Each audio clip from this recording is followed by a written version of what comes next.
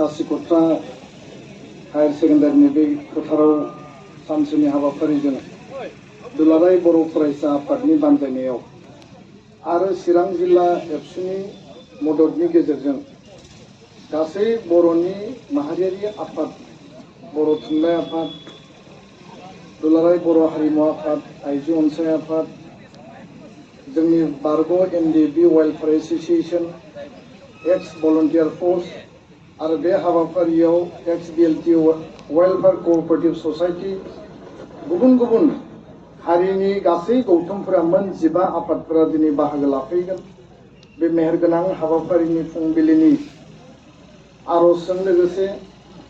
दुलाराय बर' फरायसा आफादनि गोथार फिरफिला गेलेनाय बे बुब्लियाव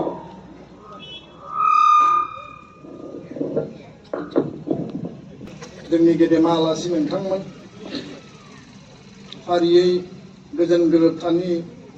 सागानगिरि मानगोनां बिटिआरनि डेपुटि सीएम गबिन्द चन्द्र बसुमतारी आदा बिथां, बेयाव बाहागो लानो हानाय दुलाराय बर' फरायसा आफादनि बोसोनगिरि खुंग्रा स्वर्गियारि, लोगो आफादगिरि खोरोमदाव औवारी, गाहाय नेहाथारि फनेन्द्र बसुमतारी, बे हाबाफारियाव बाहागो लानो हानाय जोंनि लकसभानि मानगोनां एमपि जयन्त बसुमतारी बिथां, जोंनि एबसुनि आगुनि मैखोम दैदेनगिरि बिथांमोना बाहागो लानो हादों। बे समाव जोंनि बारग' आफादगिरि गबिन्द बसुमतारी आदा बिथां, जोंनि बारग' स्पिकार आथिखालनि बिटिसिएलनि स्पिकार कातिराम बर' बिथां, जोंजों लोगोसे दङ मानगोनां हरिनारायण खाख्लारि आदा बिथां, बिबेकानन्द नार्जारी आदा बिथां, जिरेन बसुमतारी आदा बिथां आरो गोबां दैदेनगिरि दङ। आं मुंखौ लास्लाबनो हानाय नङा समनि थाखाय। जगेन बसुमतारी आदाजों लोगोसे जोंहा मानगोनां दीपक बसुमतारी आदा, सिएसबिनि चेयारमेन आगुनि एबसुनि आफादगिरि, जोंनि ट्राइबेल संघनिफ्राय लानानै बर' प्राइमारि टिचार एसोसिएशननिफ्राय लानानै गोबांथार जोंनि दैदेनगिरिफ्रा बाहागो लानो हादों। आं गिबियावनो जोंनि एबसुनि जिल्लानि दख'रानि दालाय आफादनि मिरुनि आरो फरायसा फरायसुलिजों लोगोसे गेदेमा आलासि साफ्रोमनिसिमबो बे गोजोन गोरोबथा साननि फिरफिला बिरहोनायनि हाबाफारिजों गोसो गोरबोनि हामलायनायखौ आङो बावहरदों। आरो बेयाव जोंहा बर' बिमा गौथुमजों लोगोसे बर' पिपल कअर्डिनेशननि आरो गुबुन गुबुन आफादनि दैदेनगिरिफ्राबो बेयाव बाहागो लादों। जोंहा गेवलां मेलनि सावरायनाय हाबाफारि दङ। जों बयबो आलासिखौ जोङो बेयाव बरायगोन आरो सिनायथि होगोन। बे बुब्लियाव गिबियावनो दुलाराय बर' फरायसा आफादनि जानानै, बर' माहारिनि जानानै जोंनि गेदेमा मुंख्लं 5000निबो बारा बड'फा उपेन्द्रनाथ ब्रह्मनि सोमावसारनाय, एबसुनि सोमावसारनायाव, बिएलटिनि सोमावसारनायाव, एनडिबिनि सोमावसारनायाव आलादा रायजोनि जि दाबिखौ लानानै बर' हारिया जि मोनसे सोमावसारदोंमोन, जि मास पिपलनि रिभलिउसन खालामदोंमोन, बे गासै संग्रामाव शहीद जानाय जोंनि मुंख्लं गेदेमा बिथांमोननि सोरगोआरि जिउमानि आलो गोजोननि थाखाय आनान गसाइनियाव आरज गाबदों। आरो दिनैनि बे गोथार बुब्लियाव बड'फानि आदर्श सानथौथिजों गेरेमसा माहारि दानाय आरो सेल्फ डिटारमिनेशननि बड'फानि जि मोनसे आलादा रायजोनि जि आन्दलनमोन, दाबिमोन आरो बिथांनि जि आगान जि दिन्थिनानै गालांनाय, बेजोंनो बर' हारिया फैनानै दिनै बिएससि मोनसे मोनबाय, बिटिसि मोनबाय आरो बिटिआर गोरोबथा मोनबाय। बे मोनथामबो गोरोबथानि आन्दोआव जोंनि आफादफोरजों लोगोसे बड'फानि आदर्श सानथौ सानस्रिनि गेदेर जि बिहोमा आरो बिथांनि जिउआरि आलो गोजोननि थाखाय सोरगोआव बिथाङा जाहाथे अराय गोजोनै थानो हायो, जोंखौ बोर सारस्रिहरथों। बेनिखायनो आनान गसाइनियाव आं आरज गाबदों। गोलाव बाथ्रा बुंनो सानाखै। दिनैनि बे हाबाफारिखौ जोङो 5थि बिटिआर गोरोबथा सान महरै दुलाराय बर' फरायसा आफादा सागानगिरि आफाद हिसाबै इउबिपिअ आरो एनडिबिनि मोनब्रै हानजा जों अरायबो जोङो दैदेनगिरि आफाद हिसाबै जोङो फालिलांनांगोन, सिबिलांनांगोन। बे मोनसे गोजोननि गोरोबथा, सान्थिनि गोरोबथा। बियो मोनफुंनाय, जाफुंसारनाय, मर अट'नमि, मर एरिया एक्सटेनसन, मर नाम्बार अफ जोंनि काउन्सिल माने सीट एरेन्जमेन्टनि बेयाव बेबस्था आरो लोगोसेनो मोर पावर एन्ड फांसन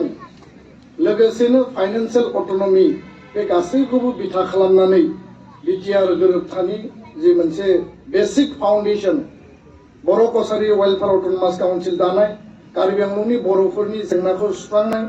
बे मोनसे अबजेक्टिभजों बिटिआर गोरोबथाया 6 सिडुलनि बिथायावनो बेखौ मावफुंनाय जादोंमोन आरो दिनै बै समनि सागानगिरि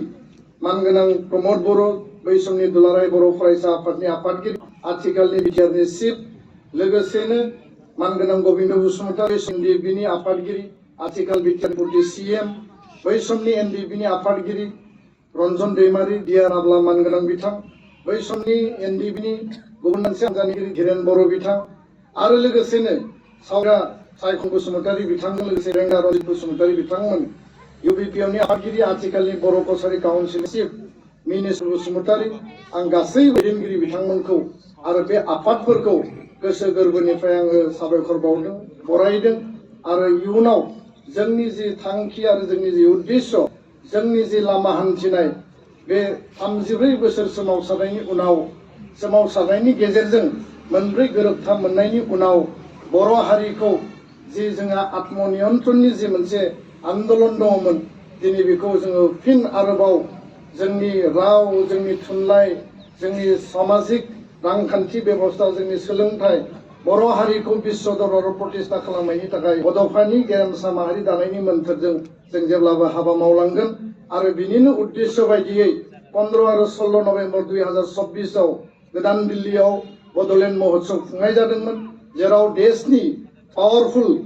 गुबुन गुबुन राष्ट्रनिख्रुइबो गोख्रोंसिन प्रधानमन्त्री नरेन्द्र मोदी बिथांखौ लिंहरनानै बर' हारिनि जिउ खुंनाय जिउ जारिमिन थांना थानायनि जिउआव शान्ति आरो माहारि गायसननायनि जि जोंनि आदर्शखौ जोङो दिल्लीयाव राजथावनियाव जों गायसननायनि गेजेरजों स्वयं प्रधानमन्त्रीनि खुगाजों जोङो बे बाख्नायनायखौ मोननो हादों बरायनायखौ मोननो हादों आरो बेबायदिनो जोंनि इयुन लामा हान्थिनायनि जोंनि थांखि आरो उद्देश्यआ गेबें आरो गोथारै हाबा मावलांबाय थागोन आरो बड'फानि आदर्शखौ जों मोनसेबो दोरोदालासिनो दिंग्रायालासिनो गोथों लामाजों आल्टिमेट थांखिसिम बर' हारिखौ मुलुगाव गायसननाय जोङो उदां आरो आबुं जि मोनसे खुंथायनि जे बेबस्थानि थांखिजों सारदोंमोन बे गणतान्त्रिक शान्तिपूर्ण आरो राजनीतिक लबि पलिसिनि गेजेरजों तान्त्रिक आवाज आरो माने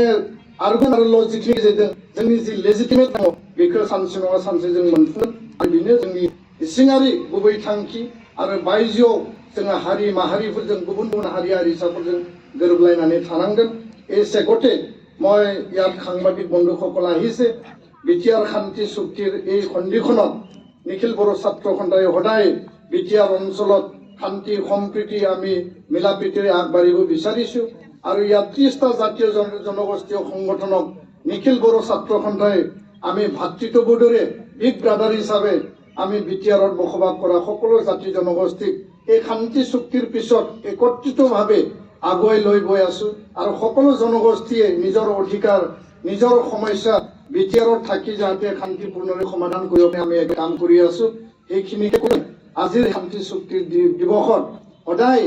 আমি বিটিআৰ অসমত বসবাস কৰা বড়ো জনগোষ্ঠীৰ লগতে আন জনগোষ্ঠীৰ লগত সদায় মিলা প্ৰীতিৰে নিজৰ স্বকীয় ভাষা কলা সংস্কৃতি আৰু শিক্ষা অৰ্থ সামাজিক সকলো দিশ আগুৱাই নিয়াৰ কাৰণে পুনৰ আমি সংকল্পবদ্ধ লৈছো আৰু উপেন্দ্ৰমৰ যি সপোন বাস্তৱত ৰূপায়িত কৰিবৰ কাৰণে বিশ্ব দৰবাৰ প্ৰতিষ্ঠা কৰাৰ সংকল্প সদায় চিৰজুগুমীয়া হৈ থাকিব প্ৰতিটো এপছু কৰ্মীয়ে নিষ্ঠা সহকাৰে সদায় আমি কাম কৰি যাম তাৰ পৰা আমি কোনো দিশত আমি আঁতৰি নাহো এই মই স্পষ্ট কথা ইয়াতে সামৰিছো গোন্ধন খুলুমবাই জয় बर' हारिनि जय बर' हारिनि बिटिआर गोरोबथा जिउ लावथों बिटिआर गोरोबथा जिउ लावथों शान्तियाव रायजो जाथों शान्तियाव रायजो जाथों एबसु लं लिभ